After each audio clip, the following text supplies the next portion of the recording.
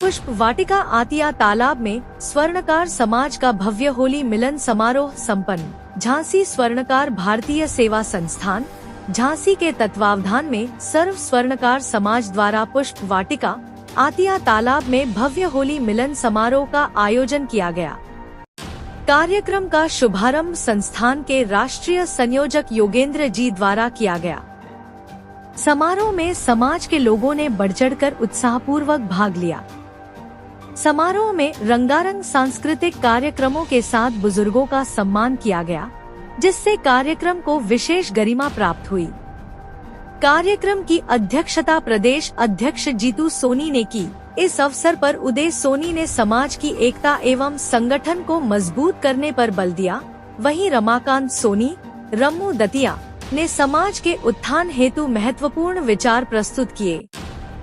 युवा जिला अध्यक्ष जितेंद्र सोनी, मीनाकार ने युवाओं की भागीदारी एवं समाज के विकास पर अपने विचार व्यक्त किए। कार्यक्रम में मुख्य अतिथि के रूप में सदर विधायक रवि शर्मा, शिक्षा विधायक बाबूलाल तिवारी एवं भाजपा जिला अध्यक्ष सुधीर सिंह उपस्थित रहे। कार्यक्रम में झांसी के अलावा चिरगांव, मोट, ललितपुर, मौरानीपुर सहित आसपास के क्षेत्रों से भी स्वर्णकार समाज के लोग बड़ी संख्या में शामिल हुए। इस अवसर पर विनय सोनी, चित्रकार अतुल सोनी, एंकर प्रमोद सोनी, टिल्लू, दिलीप मौर्य, दिनेश वर्मा, दिन्नू, आनंद सोनी, आर.के. सोनी, दिलीप महोबिया, मैथिली शरण, अंकित सोनी, डॉक्टर अनिल सोनी, पुष्पेंद्र सिंह, महेश सोनी, जितेंद्र मीनाकार, देवेंद्र सोनी, सुरेश सोनी सहित अनेक गणमान्य लोग उपस्थित रहे। मैं उदय सोनी, अध्यक्ष मंडल से हूँ एवं जिस संस्था द्वारा ये कार्यक्रम किया जा रहा हो, स्वर्णकार भारतीय सेवा संस्थान द्वारा, उसका मैं राष्ट्रीय महासचिव हूँ। आज कार्यक्रम करने का होली मिलन का क्या उद्देश्य करने का? स्वर्णकार भारतीय सेवा संस्थान द्वारा पिछले वर्ष भी होली मिलन समारोह का कार्यक्रम किया गया था और उस कार्यक्रम में एक लड़की की शादी भी की गई थी। इस बार भी हम लोगों का विचार था कि शादी इसमें की जाए, क्योंकि जो कार्यक्रम तो होते ही है, लेकिन इसमें अगर कोई समाज की गरीब बेटी की शादी हो जाती है तो और अच्छा रहता है। लेकिन हम लोगों की राष्ट्रीय कार्यकारिणी की मीटिंग थी बनारस में, वहाँ पर 6 लड़कियों की शादी की गई, तो 10 तारीख को हम लोग लौट करके आए वहाँ से, तो इसलिए बहुत जल्दी में यह प्रोग्राम किया गया। तो हम लोग दोनों तरह शादी का प्रोग्राम इसमें टाला और केवल होली मिलन समारोह में क्या मैसेज देना चाहते हैं? हम लोगों के समाज में जो है जाति वर्ग के लोग होते हैं, जैसे छत्तीस स्वागत समाज के लोग होते हैं, अयोध्यावासी स्वागत समाज के लोग होते हैं, माहौल समाज के लोग होते हैं, मेहर समाज क्षत्रिय के लोग होते हैं। तो ये सारे समाज के लोग हम लोग एकजुट होकर के एक छत के नीचे आकर के हम लोग होली मिलन समारोह मनाते हैं और भी कार्यक्रम करते हैं, जिससे हम लोगों को एक मैसेज आता है कि स्वर्णकार समाज सभी एक है, कोई भिन्न नहीं है।